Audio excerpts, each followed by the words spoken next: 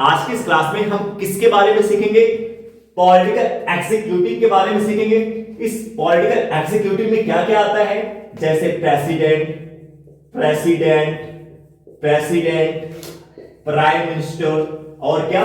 Ministers. और क्या आता है? मिनिस्टर्स। तो सबसे पहले हम प्राइम मिनिस्टर के बारे में सीखेंगे। प्राइम मिनिस्टर को कौन अपॉइंट करता है? प्राइम मिनिस्टर को कौन अपॉइंट करता है? प्रेसिडेंट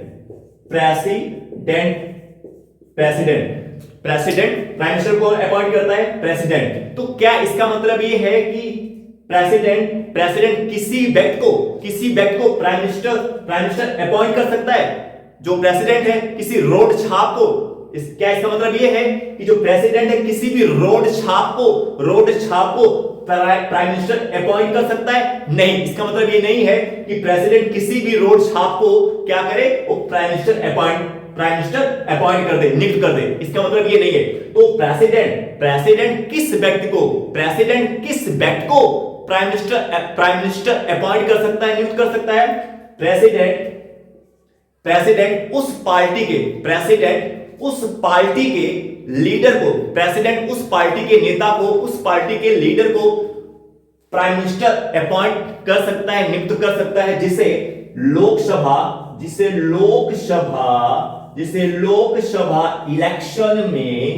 लोकसभा इलेक्शन में क्या हासिल हो, क्या गेन हो, क्या प्राप्त हो? मेजॉरिटी। क्या गेन हो, क्या प्राप्त हो? मेजॉरिटी। प्रेसिडेंट उस पार्टी के लीडर को, उस पार्टी के नेता को प्राइम मिनिस्टर अपॉइंट कर सकता है, नियुक्त कर सकता है, जिस पार्टी को लोकसभा इलेक्शन में क्या हासिल हो, क्या गेन हो, क्या प्राप्त हो? मेजॉरिटी।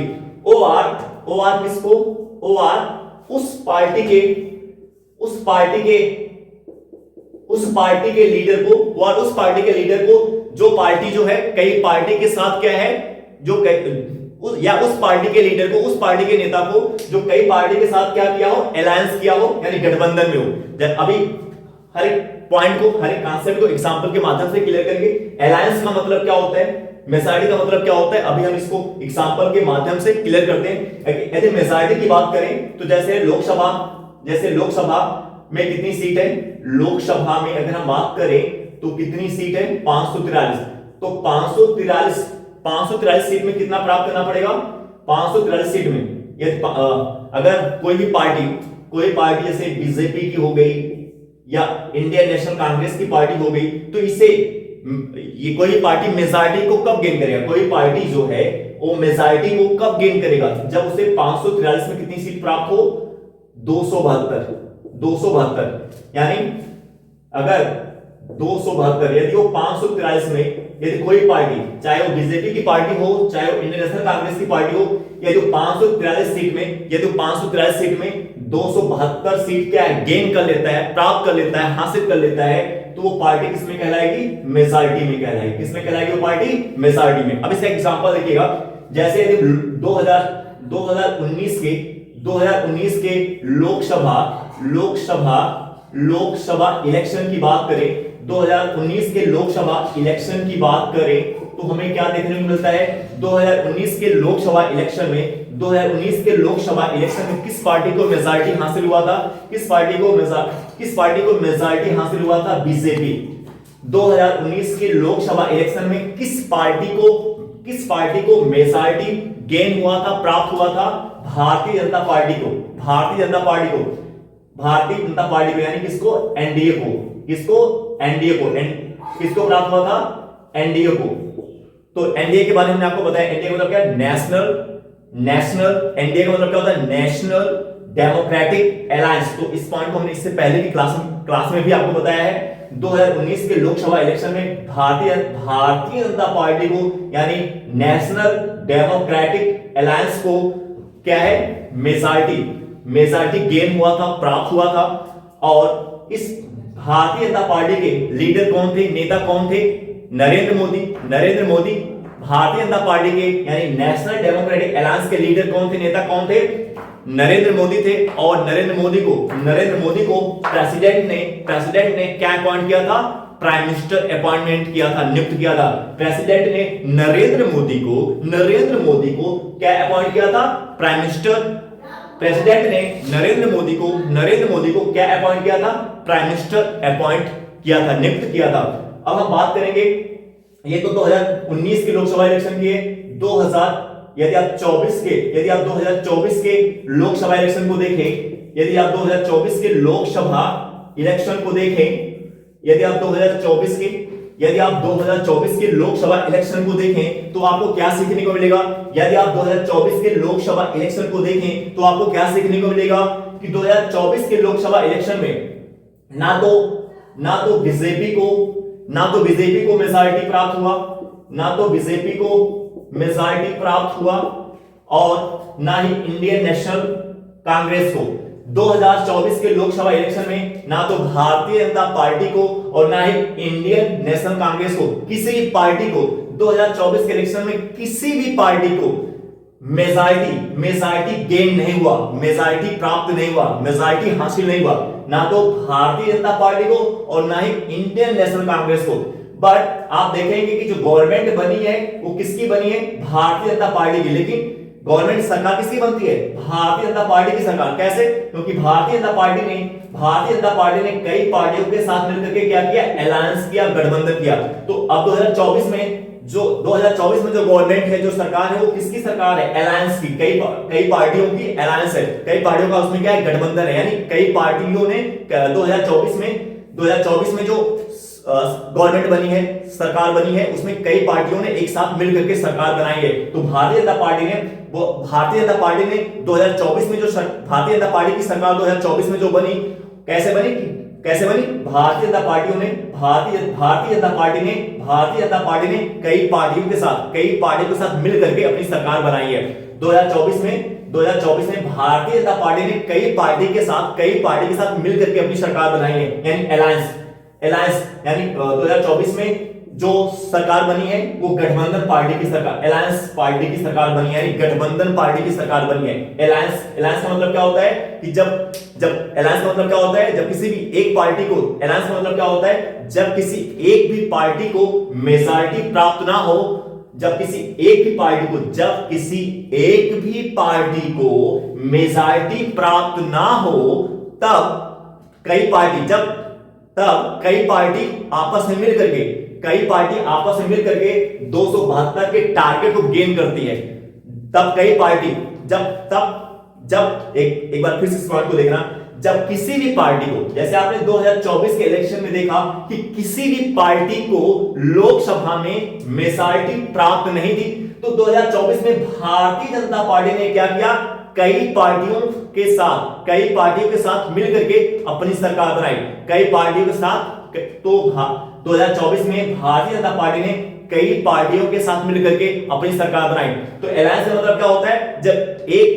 जब एक पार्टी, दो पार्टी, तीन पार्टी, चार पार्टी आपस में एक साथ मिलकर के सरकार को क्या है? बनाती है। यानी अलायंस की जो गवर्नमेंट होती है, गठबंधन की जो सरकार होती है, उसमें कई पार्टी होती है।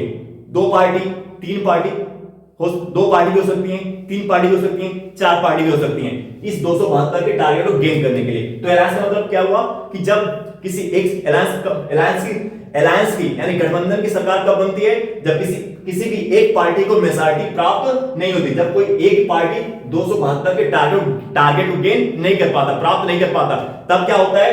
तब जो पार्टी होती है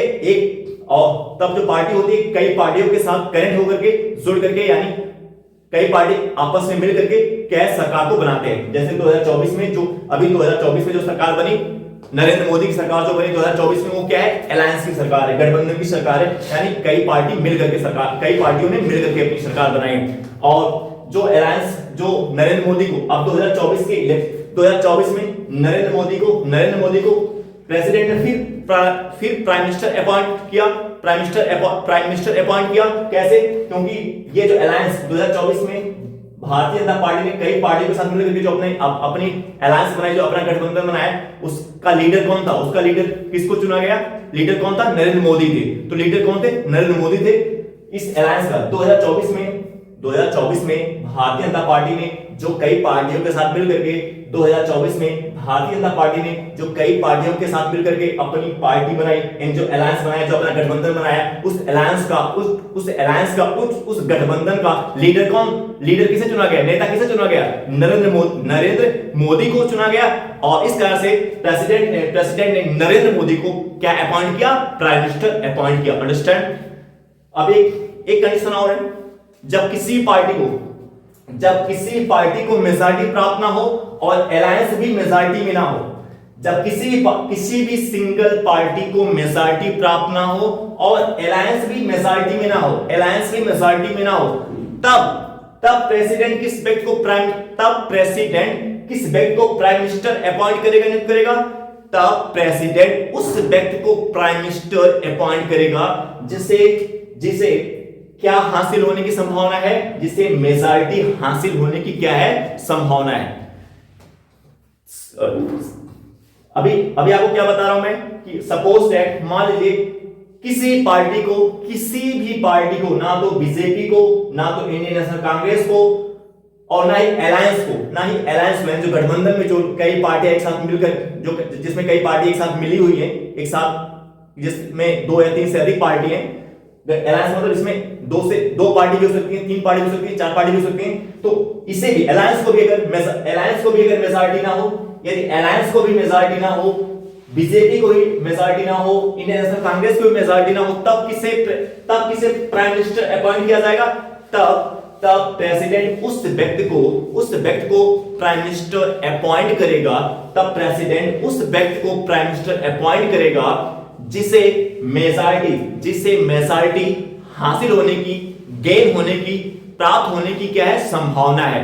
तब प्रेसिडेंट उस व्यक्ति को प्राइम मिनिस्टर अपॉइंट करेगा, नियुक्त करेगा जिसे मेजॉरिटी हासिल होने की, यानी प्राप्त होने की, गेन होने की संभावना है। अंडरस्टैंड। अब एक पॉइंट ये क्लियर हो गया। एक पॉइंट ये जो प्राइम मिनिस्टर का जो कार्यकाल होता है, यानी जो टेन्योर होता है, यानी जो कार्यकाल होता है, प्राइम मिनिस्टर का जो टेन्योर होता है, टेन्योर यानी जो कार्यकाल है वो फिक्स नहीं है, नॉट फिक्स्ड। प्राइम मिनिस्टर का जो कार्यकाल है, जो टेन्योर, फिक्स नहीं होता है।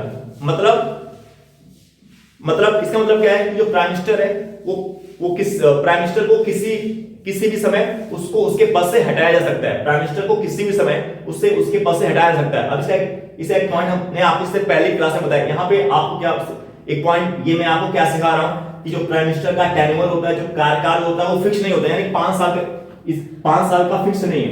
यानी अगर प्रेसिडेंट ने किसी व्यक्ति को प्राइम मिनिस्टर अपॉइंट किया है तो इसका मतलब ये नहीं वो अब लगातार 5 साल तक ही प्राइम मिनिस्टर रहेगा, नहीं। वो 5 साल से पहले भी वो अपने पद से इस्तीफा दे सकता है, त्याग पत्र दे सकता है। पॉइंट क्या है, प्रेसिडेंट ने जिस व्यक्ति को प्राइम मिनिस्टर अपॉइंट किया, जैसे प्रेसिडेंट ने नरेंद्र मोदी की सरकार को, जैसे प्रेसिडेंट ने नरेंद्र मोदी को प्राइम मिनिस्टर अपॉइंट किया है, नियुक्त किया है, तब इसका मतलब ये नहीं है कि प्रेसिडेंट जो अब तो इसका मतलब ये नहीं है कि जो नरेंद्र मोदी है अब लगातार 5 साल तक वो प्राइम मिनिस्टर रहेंगे, इसका मतलब ये नहीं है। तो जो नरेंद्र मोदी को 5 साल से पहले भी नरेंद्र मोदी 5 साल से पहले भी अपने पद से इस्तीफा दे सकते हैं, त्याग पत्र दे सकते हैं। कैसे? प्राइम मिनिस्टर नरेंद्र मोदी अपने पद से 5 साल पहले ही, यानी 1 साल में या 2 साल में या 3 साल में ही अपने पद से इस्तीफा, त्याग पत्र कैसे दे सकते हैं? किसके माध्यम से? नो कॉन्फिडेंस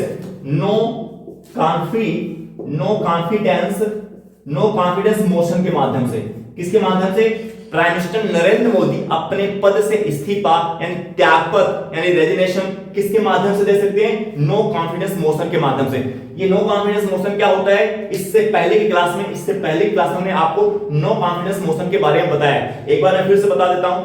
जो नो कॉन्फिडेंस मोशन होता है, ये जो नो कॉन्फिडेंस मोशन होता है वो गवर्नमेंट के खिलाफ, सरकार के खिलाफ, सरकार के विरुद्ध, गवर्नमेंट के अगेंस्ट, सरकार के खिलाफ किसी भी मेंबर ऑफ पार्लियामेंट यानी सांसद के द्वारा जो नो कॉन्फिडेंस मोशन है वो किसी भी मेंबर ऑफ पार्लियामेंट के द्वारा यानी सांसद के द्वारा कहां पे लाया जा सकता है, लोकसभा में लाया जा सकता है।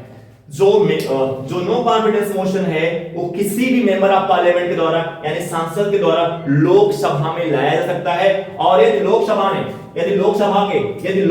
के जो मेंबर ऑफ पार्लियामेंट है, जो सांसद है, यदि इसके 50% से यदि लोकसभा में उपस्थित और जो मतदान करने वाले मेंबर ऑफ पार्लियामेंट है, सांसद है, वो 50% से अधिक लोगों ने क्या कर दिया, सपोर्ट कर दिया, यानी 50% से अधिक लोगों ने मतदान कर दिया, तो प्राइम मिनिस्टर को यानी नरेंद्र मोदी को अपने पद से इस्तीफा देना पड़ेगा, त्यागपत्र देना पड़ेगा। यदि लोकसभा में जो उपस्थित और मतदान करने जा रहे, मान लीजिए लोकसभा में 100 लोग क्या है, उपस्थित है। मान लीजिए लोकसभा में कितने लोग उपस्थित हैं, लोकसभा में 100 मेंबर ऑफ पार्लियामेंट यानी सांसद उपस्थित हैं। सपोज दैट मान लीजिए कि लोकसभा में 100 यानी 100 मेंबर ऑफ पार्लियामेंट सांसद यहां पे उपस्थित हैं और 100 लोग मतदान करने जा रहे हैं, यदि 100 में से 51 लोगों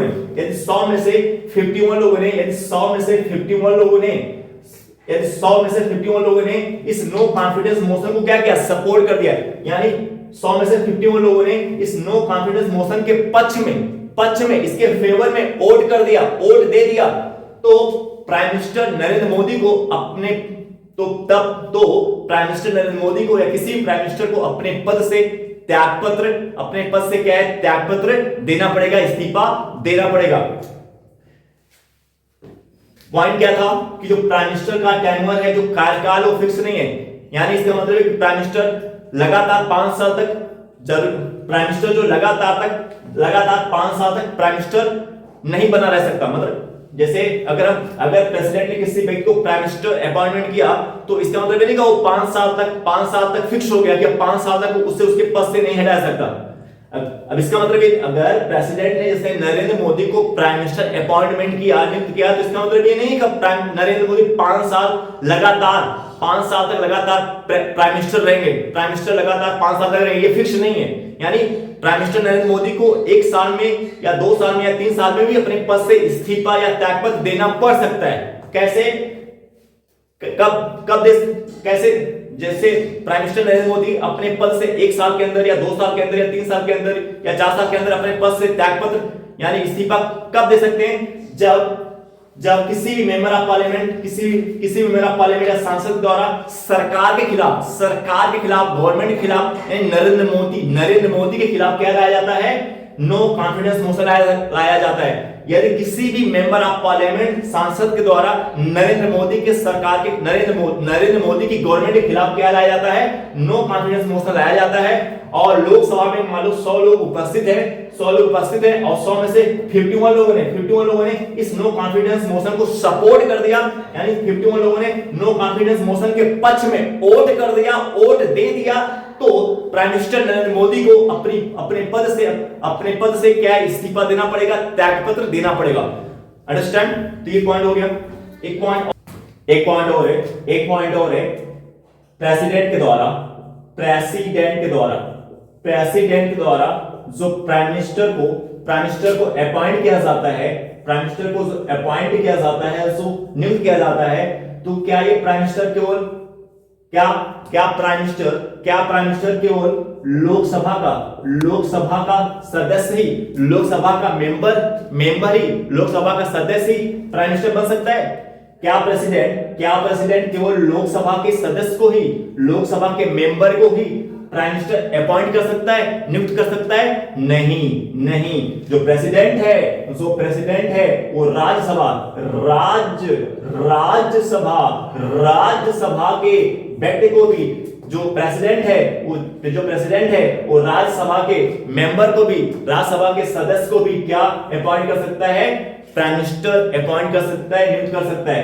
प्रेसिडेंट जो है वो राज्यसभा के मेंबर को, सदस्य को भी प्राइम मिनिस्टर अपॉइंट कर सकता है, नियुक्त कर सकता है। इसका एग्जांपल एक आप इंदिरा गांधी का एग्जांपल ले सकते हैं। इंदिरा गांधी इंदिरा गांधी किससे बिलोंग करते हैं? राज्यसभा से, राज्यसभा से। और डॉक्टर मनमोहन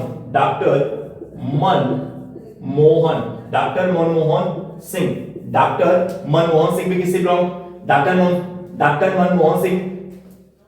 मनमोहन सिंह जिसे प्राइम मिनिस्टर अपॉइंटमेंट किया गया, डॉक्टर मनमोहन सिंह जिसे प्राइम मिनिस्टर अपॉइंट किया गया, नियुक्त किया गया था, ये किससे बिलोंग करते थे? ये किससे बिलोंग करते थे? राज्यसभा से।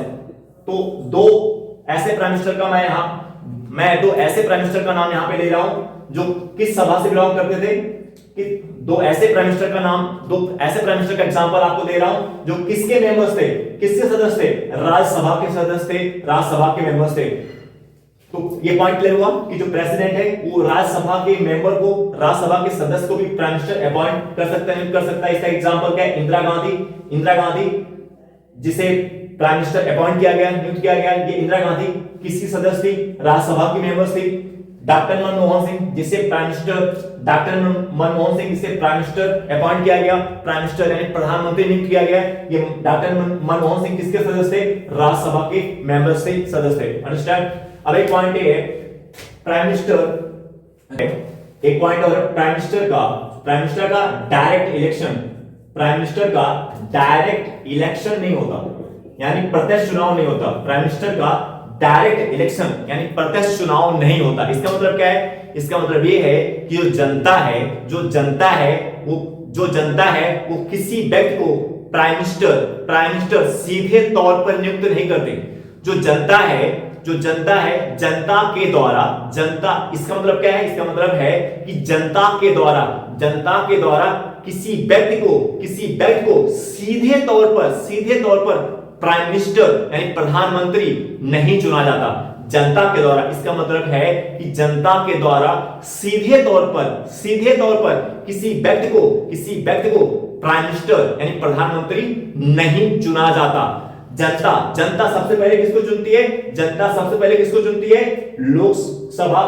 लोकसभा के मेंबर ऑफ पार्लियामेंट को, सांसद को चुनती है। आपने देखा होगा कि जब लोकसभा का इलेक्शन होता है, तो जो जनता है वो सीधे तौर पर किसको चुनती है? मेंबर ऑफ पार्लियामेंट को चुनती है, सांसद को चुनती है। और इसी मेंबर ऑफ पार्लियामेंट में से, इसी सांसद में से एक व्यक्ति को जो प्रेसिडेंट है वो क्या है? प्राइम मिनिस्टर अपॉइंट करता है। अंडरस्टैंड? तो ये पॉइंट हो गया क्लियर। अब एक पॉइंट और है, मान लीजिए कि प्राइम मिनिस्टर ने जिस व्यक्ति को, सपोज है कि प्रेसिडेंट ने जिस व्यक्ति को प्राइम मिनिस्टर अपॉइंट किया है, नियुक्त किया है, वो ना तो लोकसभा का सदस्य है और ना तो राज्यसभा का सदस्य है। सपोज दैट, मान लीजिए कि प्रेसिडेंट ने जिस व्यक्ति को प्राइम मिनिस्टर अपॉइंट किया है, वो व्यक्ति, जैसे सपोज दैट मान लीजिए कि प्रेसिडेंट ने मुझे क्या है? प्राइम मिनिस्टर अपॉइंट कर दिया, मुझे प्राइम मिनिस्टर अपॉइंट कर दिया, यानी मैं प्राइम मिनिस्टर बन गया। और मैं जो है ना तो लोकसभा का मेंबर हूं और ना मैं राज्यसभा का मेंबर हूं। मैं ना तो लोकसभा से बिलोंग करता हूं ना तो राज्यसभा से, यानी मैं ना तो लोकसभा का सदस्य हूं और ना ही राज्यसभा का सदस्य हूं। तो मैं अपने प्राइम मिनिस्टर के पद पर, प्रधानमंत्री के पद पर कब तक बना रहूंगा? 6 मंथ के अंदर, 6 मंथ